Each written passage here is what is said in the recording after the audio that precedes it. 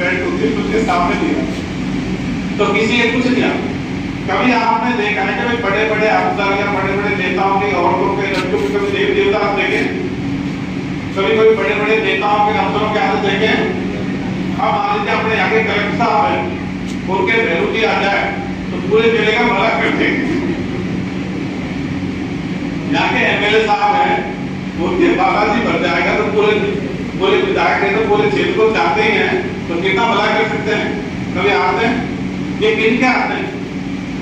ये तो शाणे हो गए वो तो ज्यादा किसी से फायदा होगा। और जिनके घर में ज्यादा धार्मिकता रहती है, जितने ज्यादा धार्मिक प्रोग्राम कराते हैं उन्हीं के घर में। अभी कुछ दिन पहले आपने पढ़ा नहीं क्या डूंगरपुर की किस्सा?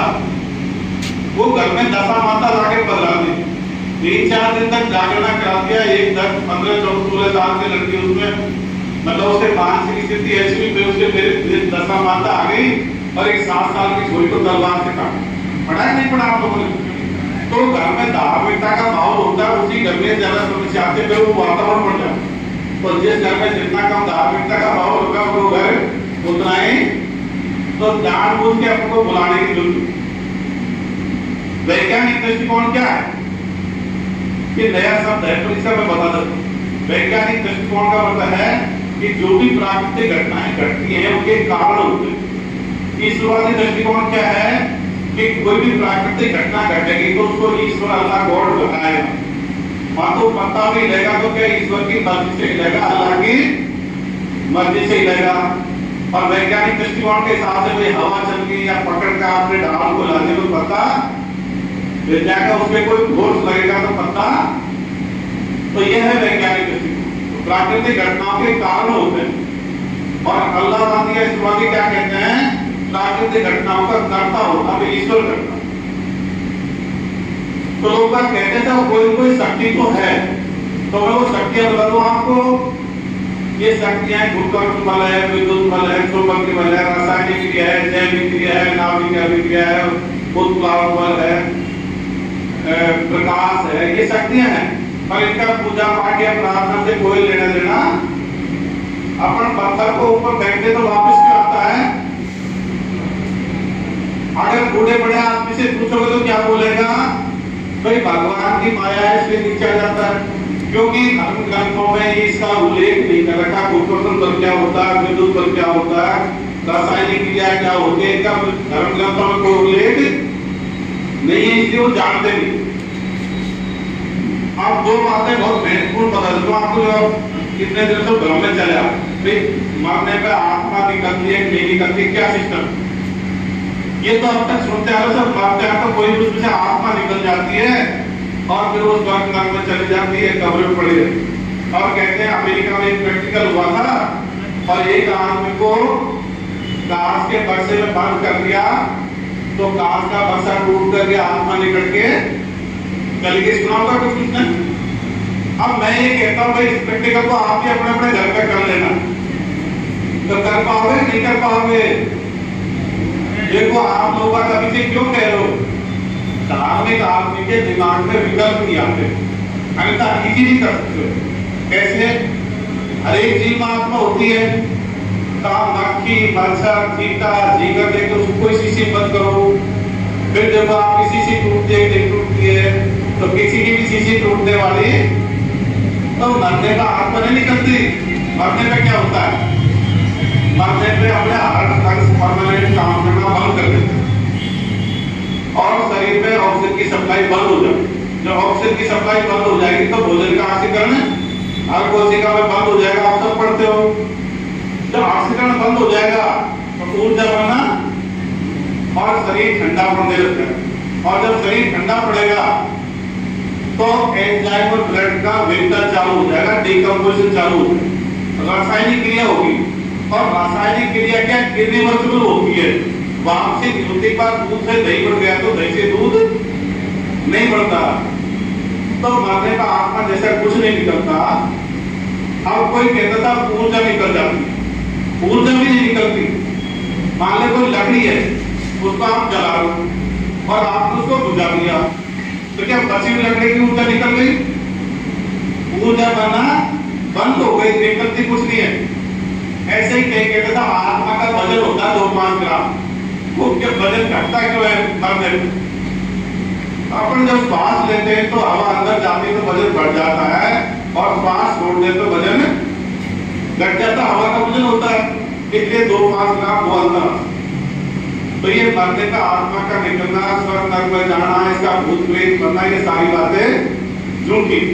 अब कोई मान लीजिए किसी का गला दबा दिया, कोई फांसी खा गया, कोई पानी में डूब गया, किसी के ज्यादा ब्लड निकल गया, कोई ज्यादा उम्र हो गई, उसके डायफ्राम वगैरह हिल नहीं पाते तो मर जाता। इसलिए ये बहुत झूठ चल रहा है मानने का आत्मा निकलती है। ये स्वर्ग नरक वाली बातें सारी झूठी, ऐसा कुछ है। इसी तरह पुनर्जन्म क्या है, इसका भी भेद बता दो। ये लड़की बैठी है, किसका पुनर्जन्म बता दो।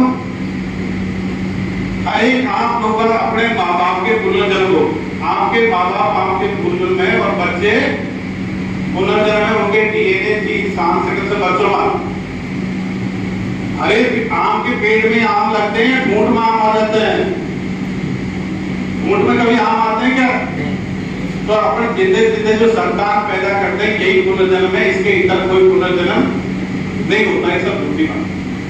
अपने माँ बाप के डीएनए जीन सांस्कृतिक सब अपना, और कहते सब पूर्व जन्म का फल मिलता है, बिल्कुल मिलता है।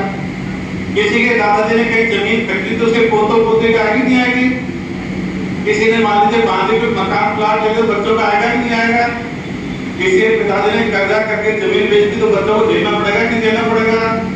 तो यही पुनर्जन्म पूर्व जन्म है, और यही मतलब इसके इधर कुछ भी जो जिंदे जिंदे जो अपने पढ़ते हैं, प्रजनन वगैरह पढ़ते हैं विज्ञान किताब में, इसी तरह से जन्म होता है, इसके इधर कुछ भी नहीं।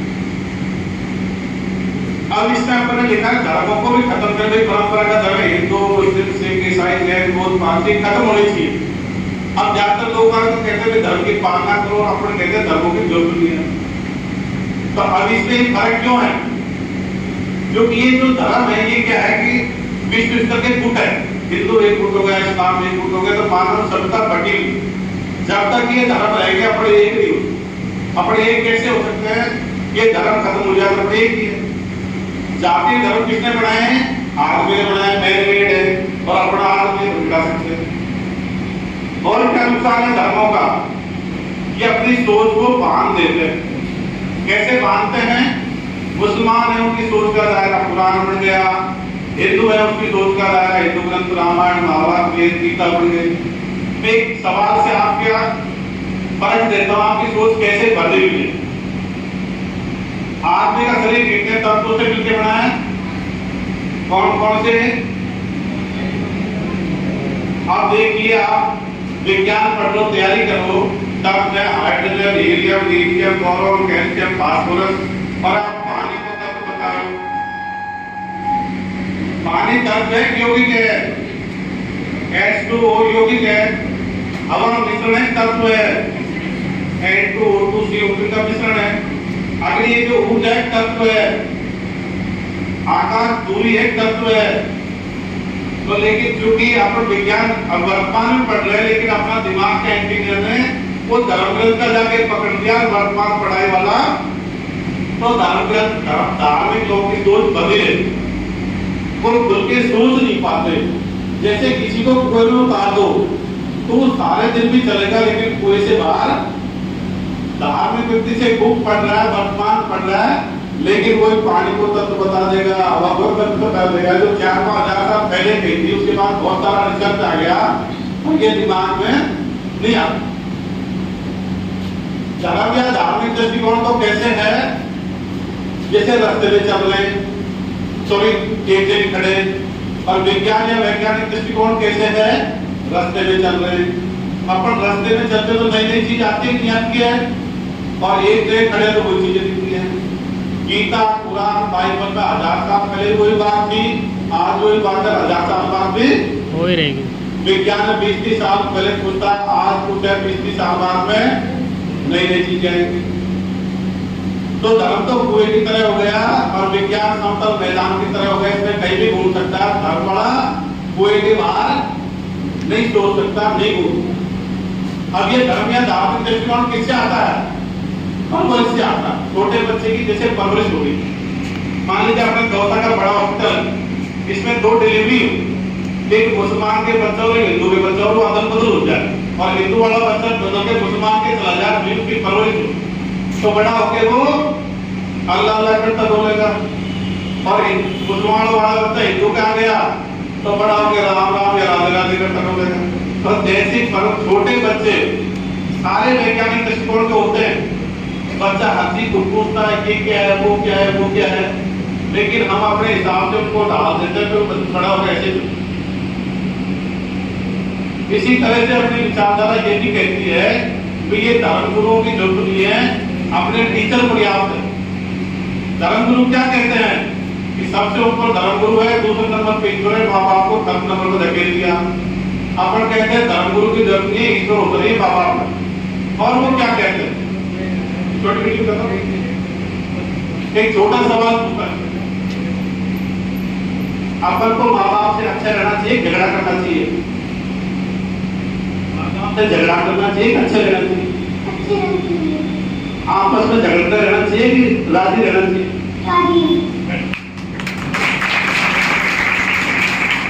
इस लड़के ने तो कोई धर्म ग्रंथ नहीं पढ़ रखा, लेकिन जब कोई धर्म गुरु कहता है माँ बाप की सेवा करो, तो क्या कहते हैं, देखो गुरु जी कितनी अच्छी अच्छी बातें बताते हैं। अरे इसको तो छोटे छोटे बच्चे हैं, ये कोई नई चीज है क्या? लेकिन कहते थे गुरु जी बहुत अच्छी अच्छी बातें बताते हैं।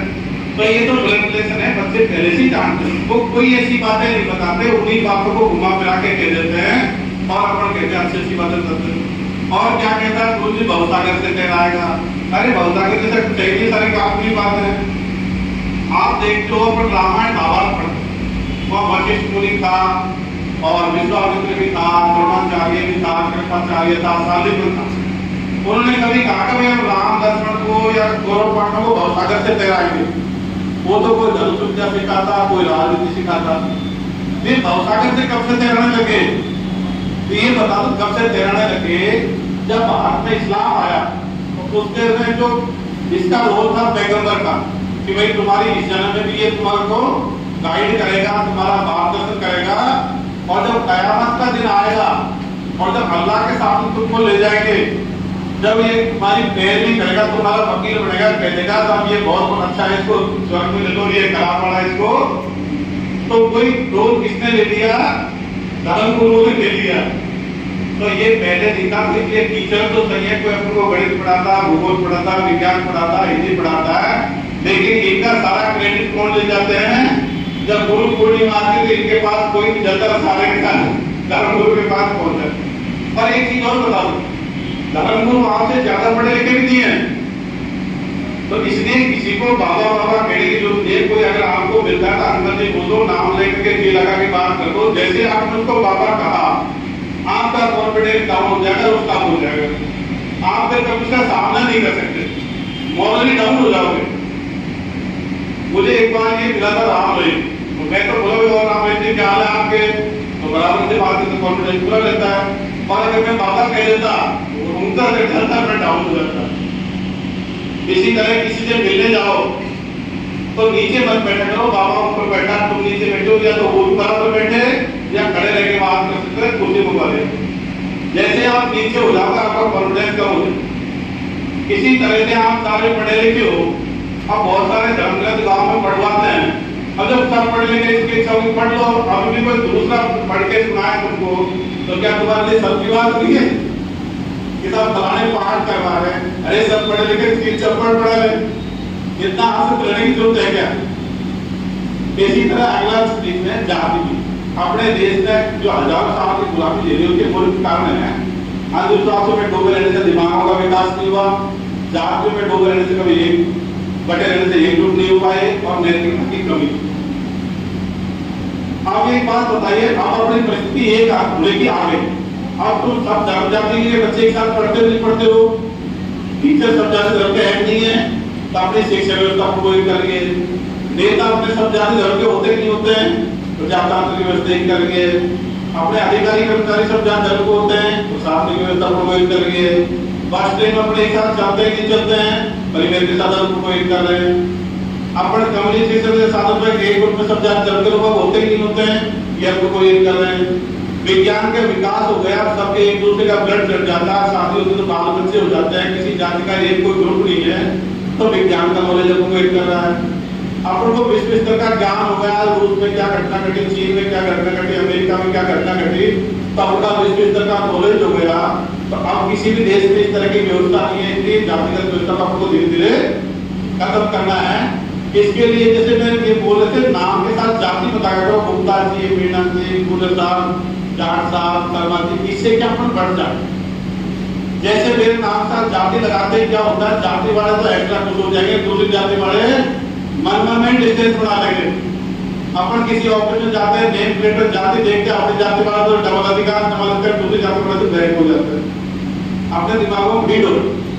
इसलिए मैंने तो आदेश निकाल रखा आरएसी में, भाई जैसे कोई भी जवान अपने नाम के साथ गोत्र या जाति नहीं लगाएगा, नेम प्लेट पे भी नहीं लगाएगा, उसकी जरूरत नहीं। और आप देखते हो अपने क्लास में रोल नंबर से काम चल जाता है, पुलिस में बैच नंबर से काम चल जाता है।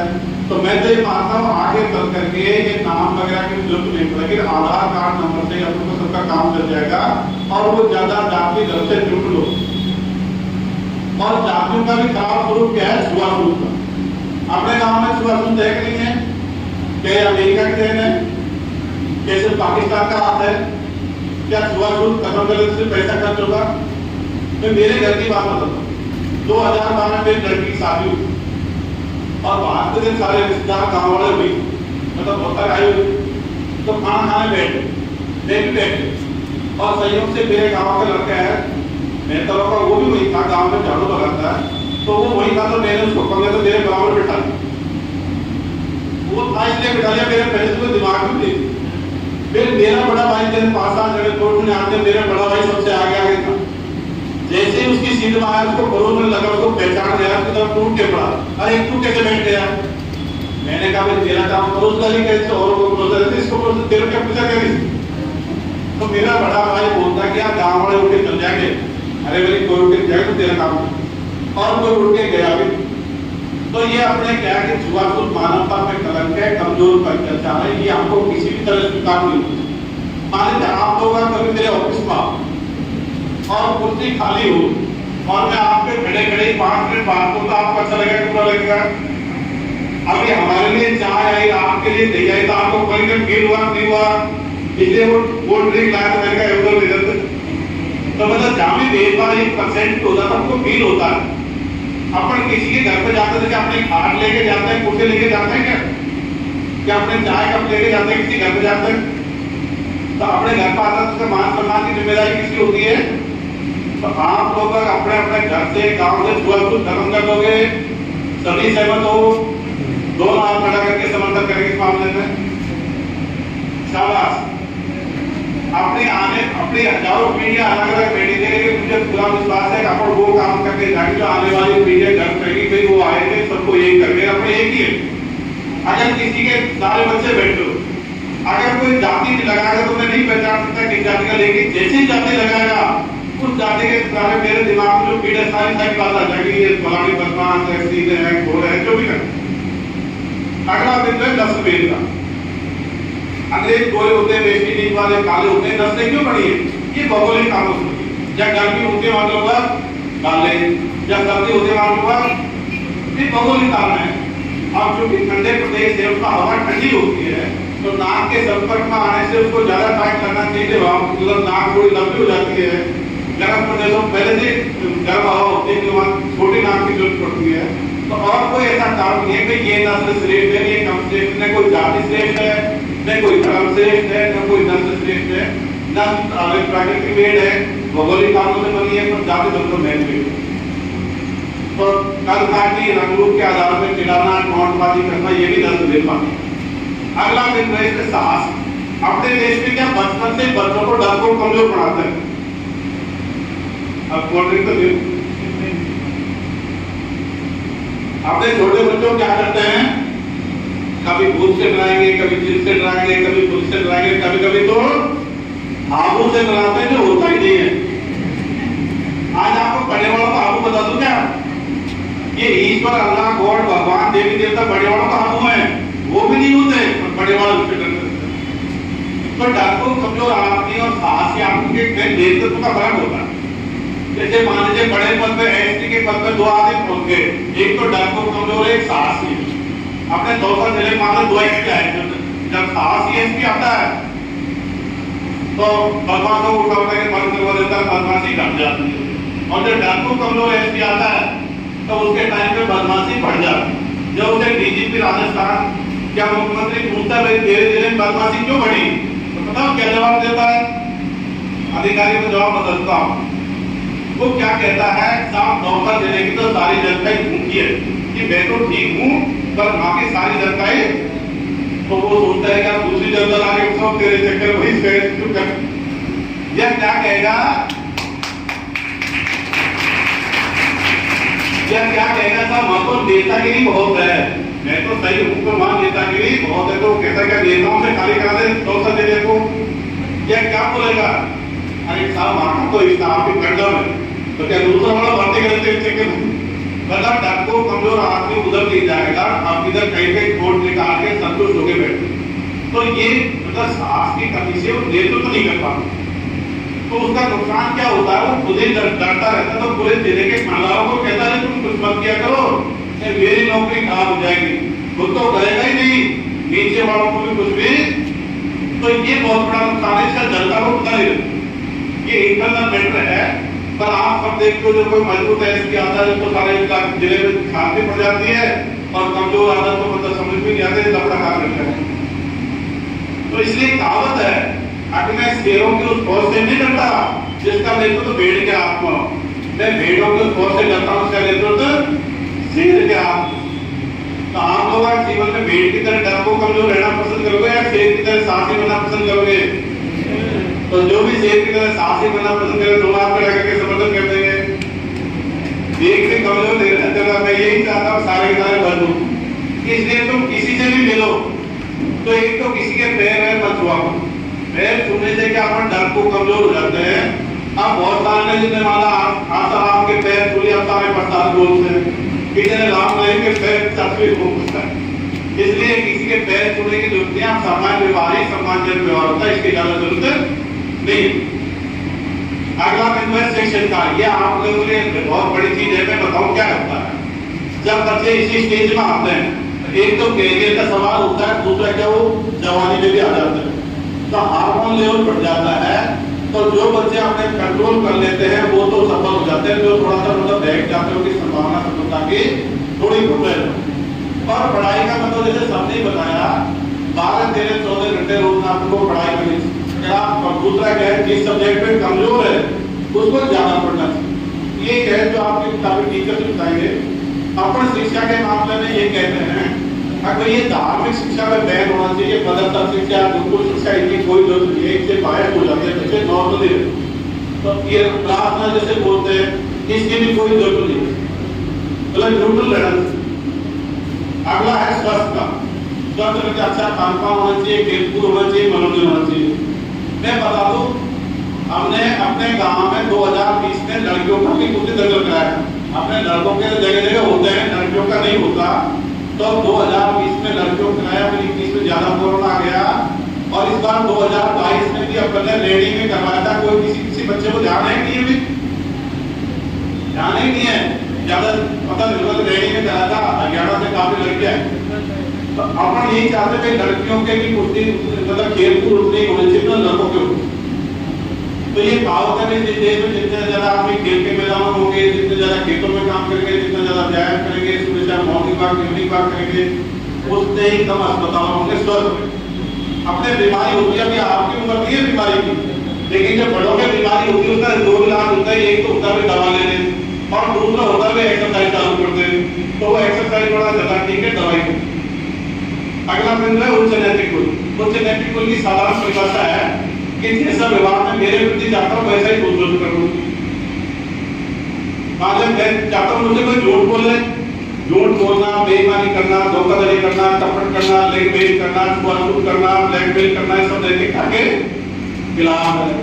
एक दूसरे का सहयोग करना, सम्मान करना, मदद करना, ये नैतिकता की बात है। इसके लिए कोई धार्मिकता की जरूरत नहीं है। धार्मिकता क्या है?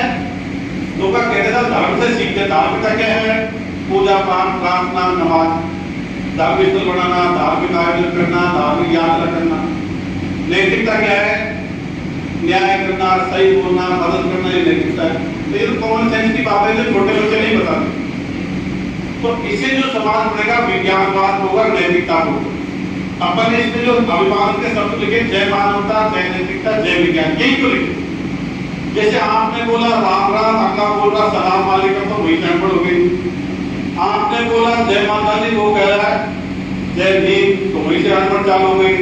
एक ने बोला बुद्धाय में, दूसरा कह रहा राधे राधे, तो ऐसे सब जो व्यक्ति की है, धर्म के, जाति के, उसको एक ने बोला देव नारायण की जय, दूसरा कह रहा देवता जी की जय, तो वही से झगड़ा चालू किया।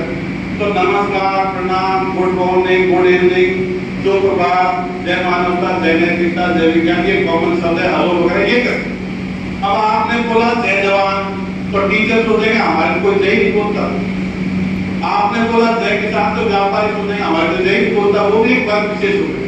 तो क्योंकि अपन विश्व समाज की बात करते हैं, तो अपन संपूर्णता की बात करते हैं, एक वर्ग को बढ़ावा देने से भेद पड़ता। तो इससे जो समाज बनेगा विज्ञानवाद होगा, नैतिकता होगा।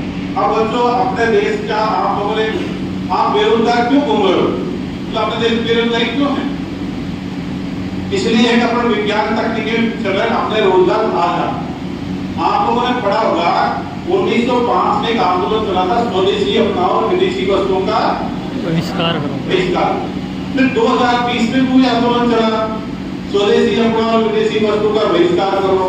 उस समय वस्तुएं इंग्लैंड की थी, इस बार वस्तुएं चीन की थी। तो हमें सोचने में मजबूर होना चाहिए, ऐसी हमें क्या कमी है कि आजादी के 75 साल और पूरे 125 साल के बाद भी हम नहीं है। तो इसका कारण क्या है? तो मैं इसका कारण बता हूँ। अपने देश में क्या धार्मिक दृष्टिकोण है, धार्मिक व्यक्ति का दिमाग नहीं। जैसे आपने देखा होगा मुसलमान से भी अल्लाह को मानते हैं, उनके 56-57 देश है, लगभग 2 अरब की जनसंख्या है, 20-30 देशों में तेल निकलता, अच्छे पैसे वाले हैं, लेकिन विज्ञान तकनीकी में शून्य योगदान है, कोई योगदान नहीं है। सब कुछ अल्लाह ने कर दिया, अल्लाह की मेहरबानी, अल्लाह कर देते। इसी तरह भारत के 99-98% लोग धार्मिक है, तो भगवान की माया है, तो उनका दिमाग चलता ही नहीं। तो इससे वैज्ञानिक दृष्टिकोण जब तक नहीं बनेगा और विज्ञान तकनीक नहीं बढ़ेगी। तो मैंने बताया पर बेरोजगारी क्यों है? तो आप लोगों ने पढ़ा होगा राफेल विमान 40 हमने खरीदे फ्रांस से। 40 राफेल विमान की कीमत क्या है? 59,000 करोड़ रुपए। मतलब हमारा 59,000 करोड़ का रोजगार कहाँ चला गया? फ्रांस में चला गया। अपने K9 भारी तोप खरीदे दक्षिण कोरिया से 100 तोप, कितने में खरीदी है? 4,500 करोड़। तो 4,500 करोड़ का रोजगार कहाँ चला गया? दक्षिण कोरिया चला गया।